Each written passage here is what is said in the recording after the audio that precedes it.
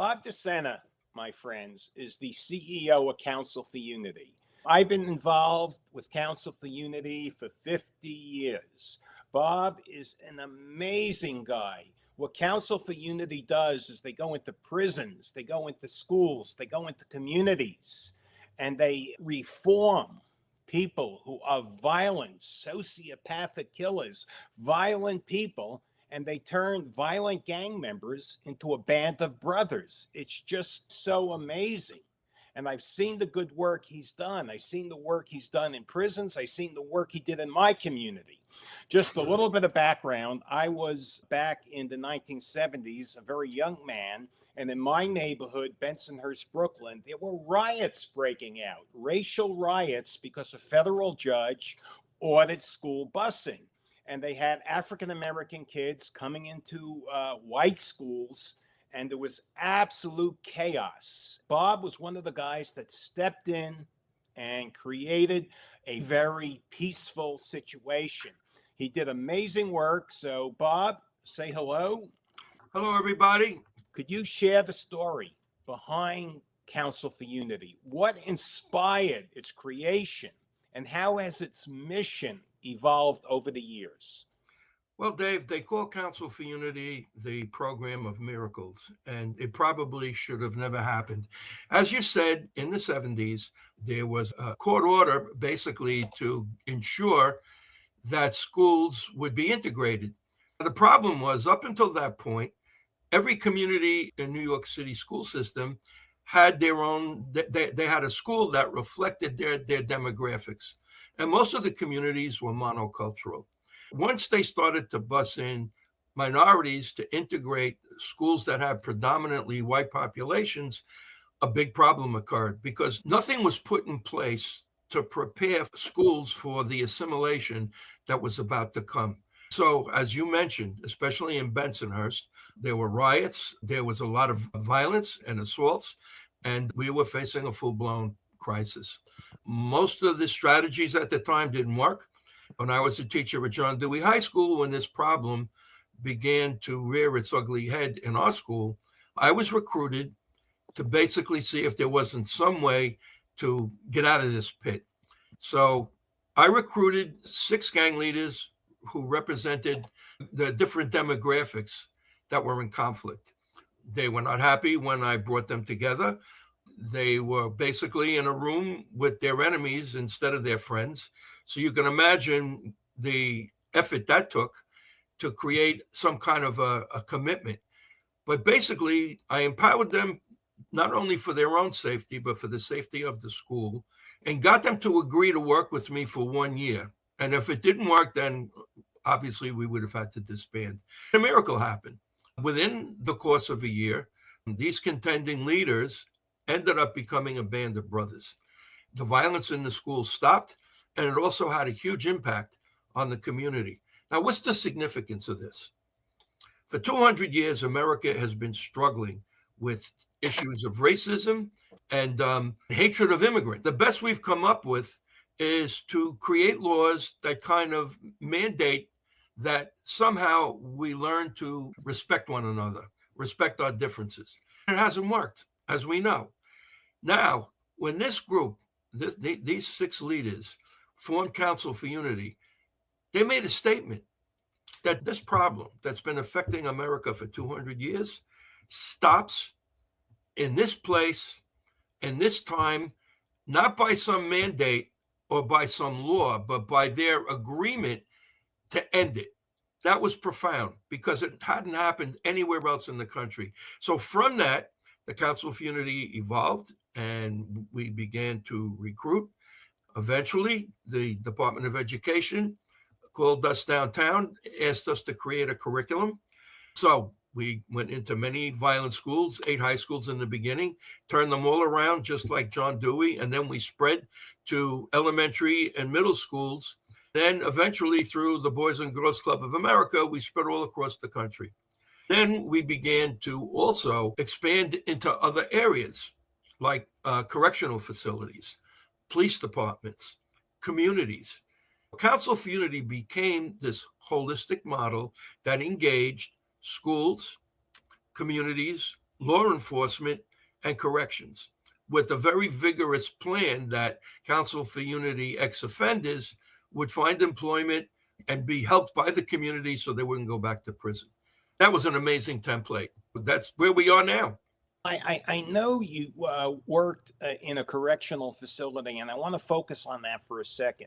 You worked in the Suffolk County Correctional Facility, and that's just such an amazing story. They were on the verge of a riot. You had opposing gangs. You had the Bloods and the Crips ready to kill each other. You came in and you created not only peace, but you created harmony. You created a band. I'll say a band of brothers. You created unity between some very violent people in a prison that was about to explode. It was one step away from exploding. Tell me about that, please. Well, we don't want to get into hyperbole, Dave, or too much drama here. The truth is that the gangs in the prison were engaged in violence. The sheriff basically said to me, I'm probably out of my mind for taking this program because I don't think it's going to work. He said, but if you're crazy enough to go down to the chapel and meet with because I'm going to send all the gang leaders to meet you. There's going to be one sergeant at the desk who was a female. And if they decide to come after you, there's not a thing we can do to stop that. Let me interject just for a quick second. I saw the video. I saw that sergeant interviewed. She said there was about to be a riot. Those were her. She was afraid that there was going to be a full-scale riot. And she didn't want to be there. Yeah. She didn't want to be there. Go ahead, because... But she did. I think, honestly, there was an explosive situation, and these people were very violent, and they were hurting each other. In order for your audience to really get a grasp of what I'm saying, because if I was sitting with AR, I wouldn't believe one word that either you or me said. So my suggestion is going to be, for everyone who's listening and is genuinely interested, log on to www.counselforunity.org and click on the videos of men wearing green, and you will see exactly what I'm saying. It's probably a subject for an in-depth video of how I was able to make that happen, because people said, what did you say to these people? I had a pretty dark youth myself, and not that I want to get into details here, but I was in some really dark, violent situations myself. I was not unfamiliar with the life. When you are in that life, generally three things happen. One, if you want to inherit the family they're offering you, you got to commit a criminal act. The second reality is that they're going to rob you of your free will, which means you're going to have to do things you don't want to do, or else. The only outcome from that milieu is prison or the cemetery. Any byproducts of that affect your personality. One is depression. The second one is rage. And the third one is self-hate. None of those things were strangers to me. So when I describe my experience and how somebody saved me, got me out of that, I basically said to them, there's only one reason I'm here. I got a second chance. And I'm here to offer you the same thing. If you go on Riverhead Prison and Founders and Forefathers, the Founders and Forefathers is narrated by a first Crown of the Latin Kings, who was the shot caller for the Latin Kings in Suffolk County Correctional. He basically validates what we're sharing here. He said all the gang leaders came down. We met with Bobby. We fell in love with the program, and the rest is history. We transformed that facility. There are multiple videos that validate that. Our participants in Suffolk County Correctional made that video because we were going into Rikers Island. They wanted to show the mostly young people who were going to be joining our program that Counsel for Unity works, because it worked for them. They basically talked about 8 steps that they went through using our curriculum that changed their lives. The ultimate conclusion here, and it was stated in the gang conference video, which is also on the website, the Commissioner of Corrections, Brian Fisher, basically gave testimony to this, and that is that people can change. If you offer them a better path and it has value for them, they're going to take it. That pretty much has been our experience. What you did is amazing. I'm going to play some of the videos on LinkedIn for my audience. I'm going to upload them. We already talked about that. You gave me permission to do it. So I'm going to share that with my people. Let me ask you this. The challenges of gangs in institutions, like, for example, the Metropolitan Detention Center, MDC, I'm reading about it in the newspapers right now. That place is a jungle. What strategies would Council for Unity implement to mitigate gang influence, promote rehabilitation, and make a jail like the MDC a better place for both the inmates and the correction officers? Dave, it's not really up to us. It's really up to the facilities themselves. Number one, they have to provide funding. This is not a program that's free. Number two, they have to support what we're doing. When I started the program at John Dewey, the principal came to meet with all the Council for Unity members, and he said, this is the single most important program in Dewey because it's going to guarantee that we are free from violence and free from discrimination. The sheriff at Suffolk County Correctional at the time pretty much did the same thing. He said, I'm supporting this because I think it's good for you. If you're an inmate, and I don't want to use that word, if you're an incarcerated person, it's a fair question to say. Excuse me, an adult in custody. Or a young person who's incarcerated. What's in it for me? The bottom line in what I have shared is it's bad enough that you're in hell already. Having to live every day, waking up, not knowing who's going to stick a shiv in your back or who you're going to have to kill in order to survive that day, just compounds your hell. If you create a Council for Unity where we bring everybody together, there's nobody left to fight, and there's nobody left to make fun of. So the great byproduct of unity is that it absolutely stops violence. Again, I'm going to say it. You bring everybody together, there's nobody left to fight. What's in it for them is safety. Then once there's safety in a facility, the next step is that incarcerated people can start taking advantage of programs that are available to them. In a lot of our facilities, you can get training in all the trades. You can get an associate's degree, a bachelor's degree. I know that when Brian Fisher was the superintendent at the incarcerated men there were able to get a master's degree. Wow. Bottom line, Dave, I think, is that you have to introduce hope. If people don't have hope, they have nothing to lose. If they have nothing to lose, you better look out, because if they don't care if they live or die, they don't care if you live or die either. A lot of things would have to come together in order for us to do what you are suggesting. It would have to be a commitment on the part of the facility itself to support Council for Unity. Well, of course, this is a program that's good for everyone. Let me just say that I'm very familiar with what you've done. I supported your organization, not only with money, but with individual mentorship. You know, as you know, I used to, go to your events. I used to mentor gang kids. I was involved hands-on, and I was involved financially. But for people that don't know what you've done, you mentioned Brian Fisher. He was the commissioner of corrections in New York State, which is one of the largest correctional. And Council for Unity, as he will admit, was instrumental in making that happen. If your followers also go on the website and click our gang conference, which was probably the most compelling gang conference in the last 20 years, they are going to see former gang leaders sharing their experience in Council for Unity and their transformation. Commissioner Fisher said that Council for Unity is probably the best program I know of to help young people get out of gangs.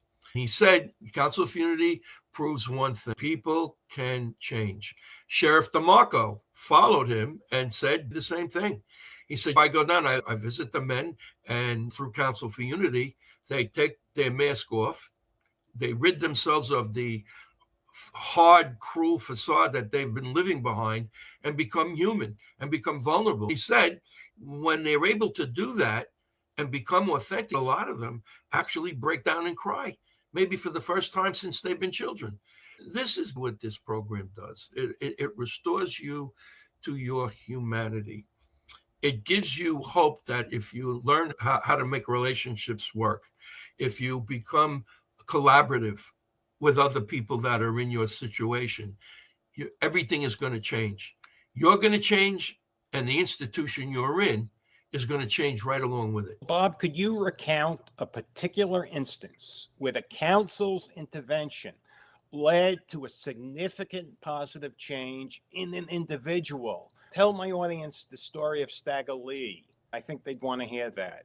I think I can bring one even a lot closer. And that person was, I'm not going to say the illegal activity that he was involved in, but he and his partner were making about $16,000 a week. I'll let your followers use their imagination. I'm sure they know. But okay. There was a riot in Erasmus Hall High School. I was called in. It was basically a race riot. Ironically, it was between African Americans, Jamaicans, and Haitians. At the time, the Haitians were at the lower end of the social hierarchy in the school. A conflict broke out between a Haitian and a Jamaican, which led to a full-scale explosion in the school. I met with 85 of the participants who had leadership and were involved in that conflict. I spent 3 days with them. Then I offered them a choice of being able to stop this by joining Council of Unity. They all did. These two young entrepreneurs who were involved in what we all know they were involved in, Okay, came involved, and one of them works for me. He was asked, he and his partner, because I was paying them as consultants, and maybe this will be a telling underlining of what this program does. They were speaking at a conference of women, mothers, who lost their sons to gang violence. And as they were explaining their involvement in Council of Unity and how much money they were making, one of the mothers said, I don't understand this. You were making all that money and you gave it up? I got one guy a job in the United Federation of Teachers, and the other guy worked for me. And you gave all that money up for something that was a lot less? Why? I never really asked that question either. I was as curious as this mother was. They looked at each other and they looked at this woman and they said, because the Council for Unity made us want to live. That street corner that we were running comes with a death sentence. You're not going to keep it long because if it's lucrative, others want it. Giving up all that money to have a respectable job helping people was worth more than all the money we were making. That was their answer. Council for Unity made us want to live. I know the good work you've done, and I know one of the stories. I think my audience also would love to hear the story of Stagger Lee, because you told me that story, and I just think it's great. So... It's kind of funny, too. I'm not going to give you his real name, but... Don't, please. No. Stagger Lee was one of the OGs, one of the original gangsters who founded the Crips in L.A., and that goes back quite a long time. So powerful guy, right? He was huge. He ended up in Suffolk County Correctional, and Sheriff DeMarco wanted him in Council for Unity. One of the officers who was in charge of security said he's never going to join Council for Unity. I was asked to come up to the facility on a Thursday night, and they brought Stagger Lee down, and he was in an office right off the chapel. They had 5 big correctional officers out there, anticipating that there might be some physicality between me and him. I walked in, he's sitting down, and I looked at him and I said, you must be really scared shit of me to have 5 cops out there to protect your ass. Well, he laughed for about 5 minutes and told me I was crazy. We began to talk. I shared my journey, which was pretty dark.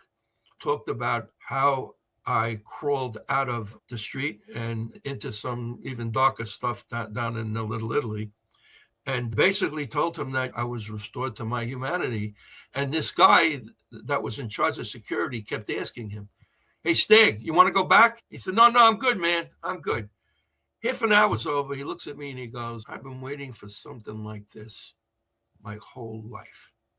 I said, I can introduce you to our circle right now.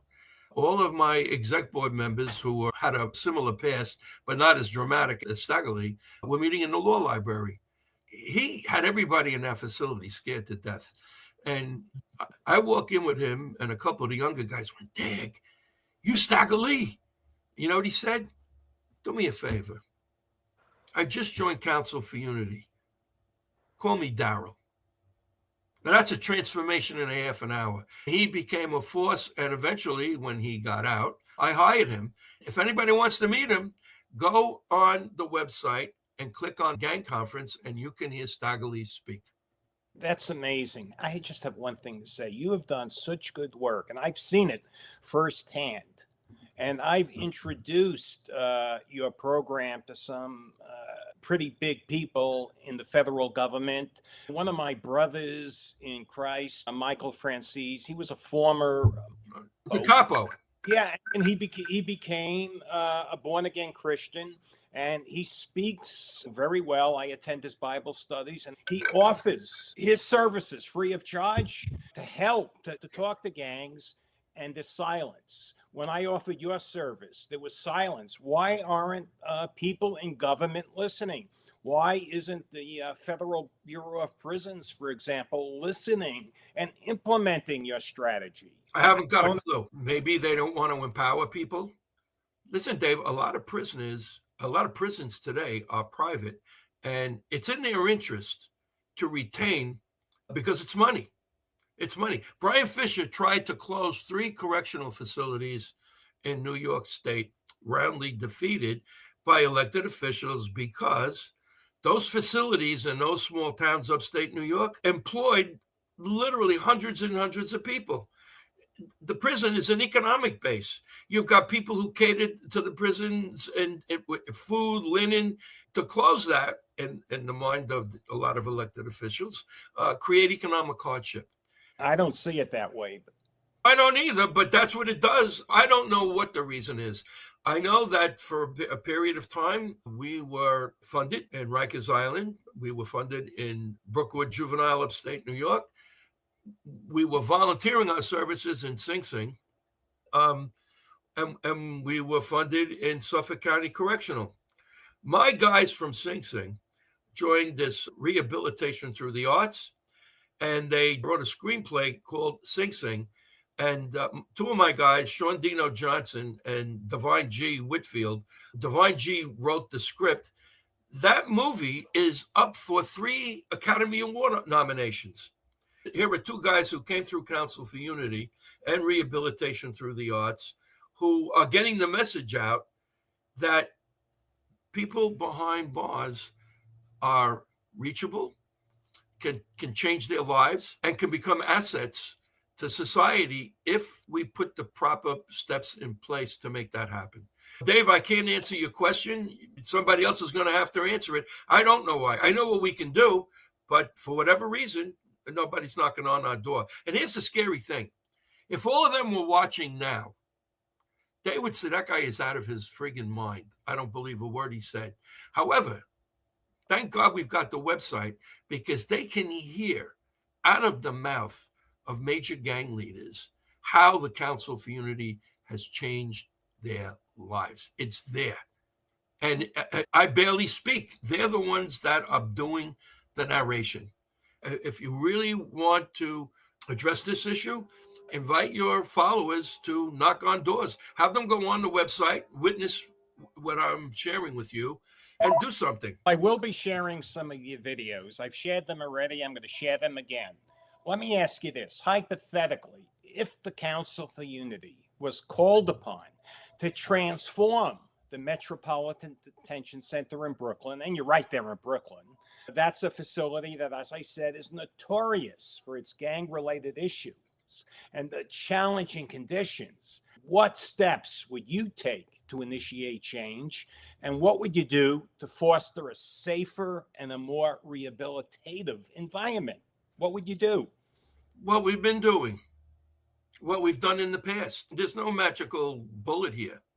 The facility has to basically say, we are bringing in a new program that can have major impact on your lives. Council for Unity is in a position where if you join it and you become part of a reentry program, they will help you. Number one, the first thing we would do really is show them those videos where they're looking at men in green who took the council journey and are basically speaking to them about how this program changed them. Because I walk in there cold, I know what I have to say, but I don't look like them, no matter what my background was like. When they witness, one of my guys did 40 years. When they witness people who've gone through this program and say it has literally transformed their lives, that's credibility. That would be the first step. And after that, we'd implement our amazing Dragon Slayer curriculum. By the way, that curriculum, which is a myth, where the dragon is a metaphor for all the things that block you. So to become a Council for Unity member, you have to face your dragon and you have to overcome it. What I used to tell the guys in my circle in Suffolk County Correctional, and as an impetus to change, I said, a correctional officer did not drive you to this facility. Your dragon did. If you don't face that dragon, he's going to keep driving you back. You have to make a decision. Either the dragon is going to drive your bus or you are.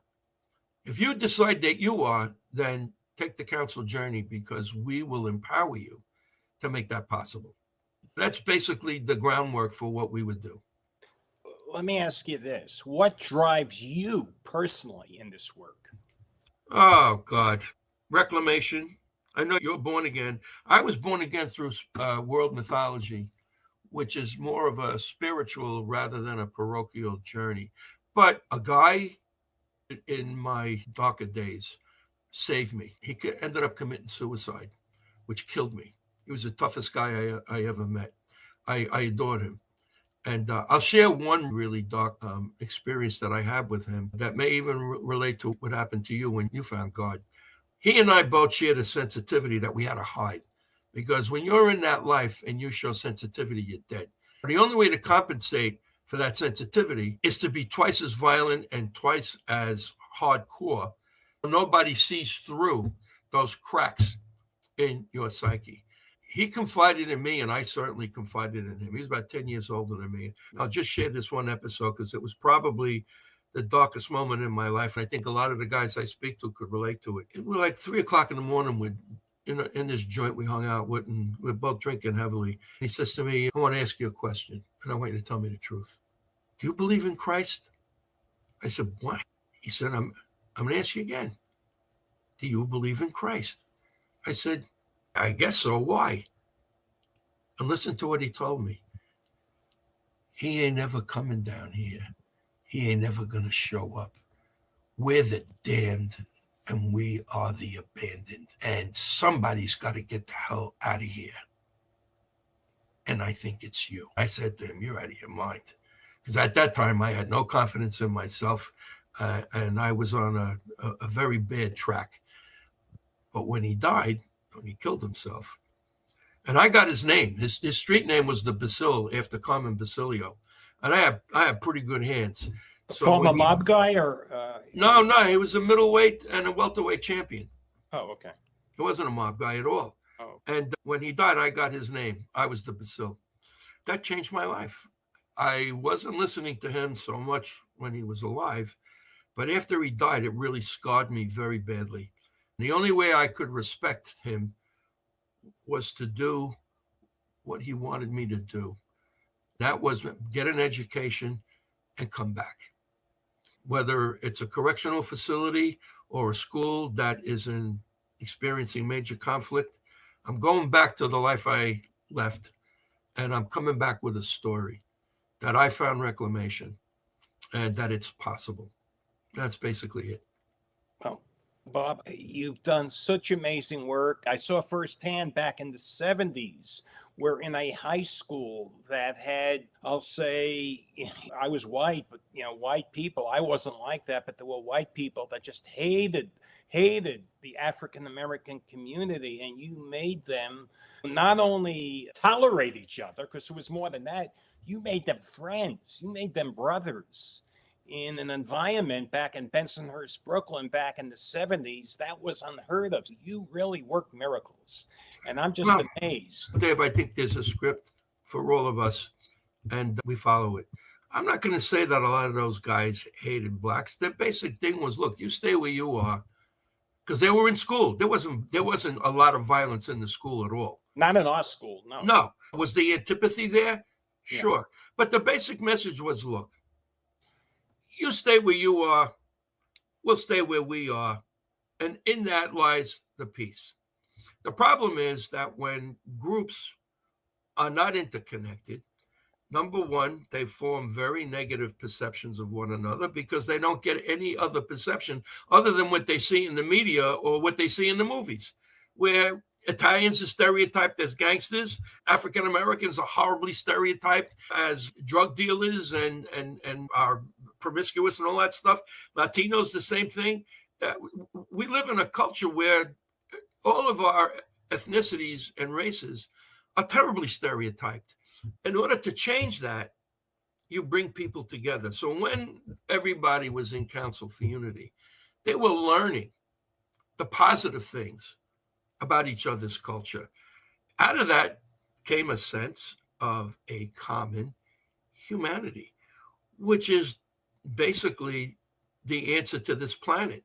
Read the news. We still haven't been able to get to that point of realizing that unity saves this planet, it stops violence, and it stops discrimination. And we've got leaders out there who are insane in terms of fomenting violence, fomenting war, demonizing other cultures. And that's why I am witness to the opposite of that, because I'm in Council for Unity. I see every day what the world needs to become.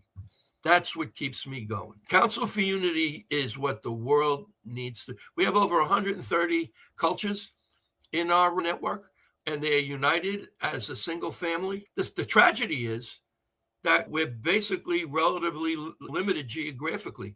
We should be all over the country. And at one point, we were in the Republic of Moldova, and we were in Nigeria as well, because we had people from those areas who were visiting here. In fact, if you remember, you actually funded Council for Unity in Moldova. Yes, I do. That was in the early 2000s. To come to America to participate in our induction. Well, that's what my company did. And if I could just tell my audience, this is a very shameless self-promotion from my son. But anyone that does a solar energy project or buys a BESS system, that's a battery energy storage system, through my son's company, he's going to donate 3% of the profits to Council for Unity, another 3% of the profits to my church. Shameless self-promotion. I'll get past that because that's not the purpose of my podcast. I want to tell people about Council. But one of the things I want to point out, I attend all of Michael Franzese's events, and I find him very dynamic and very powerful. He's a good guy. He makes the point. This is a sticking point with me. The government is not listening, and I'm praying because we have a new leader. We have Donald Trump, and he's very disruptive, hopefully disruptive in a good way. And he has the balls to do things, hopefully, that will propagate change, because I don't understand.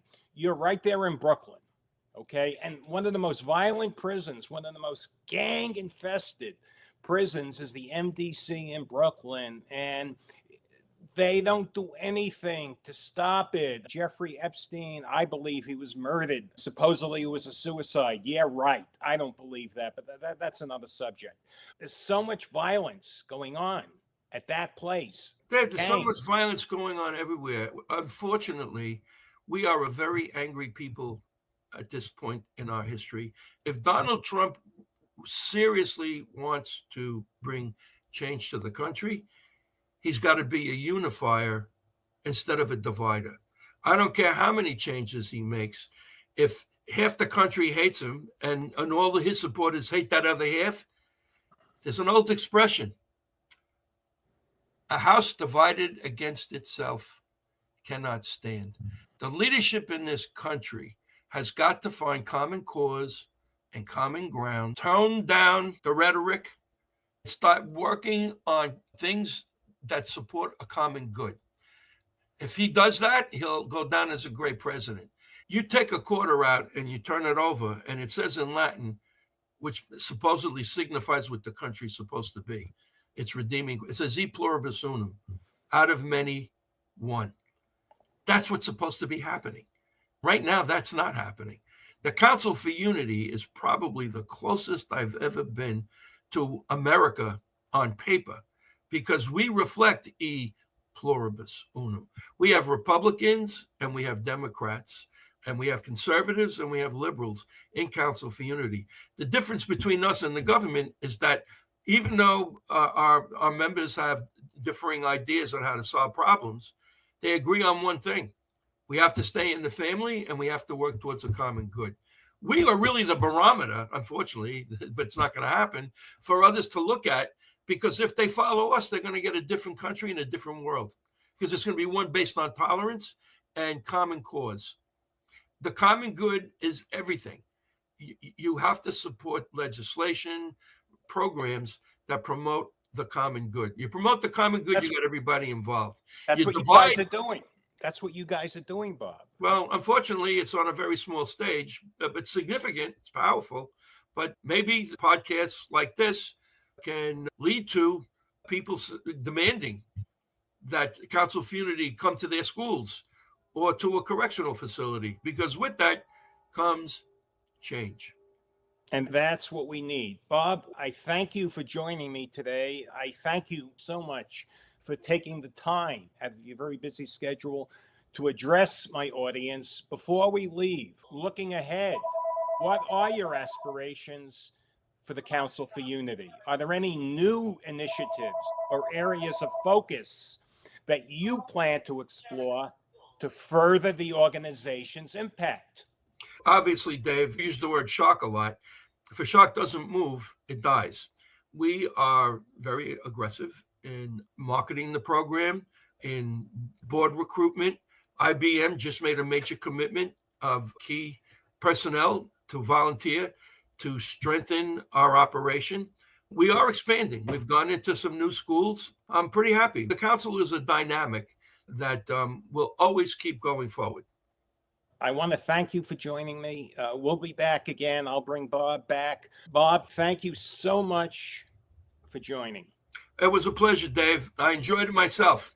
And salute to all of your followers. I hope you found this meaningful. Everyone, my LinkedIn family, thank you for joining me. God bless you. Have a great day. God be with you all.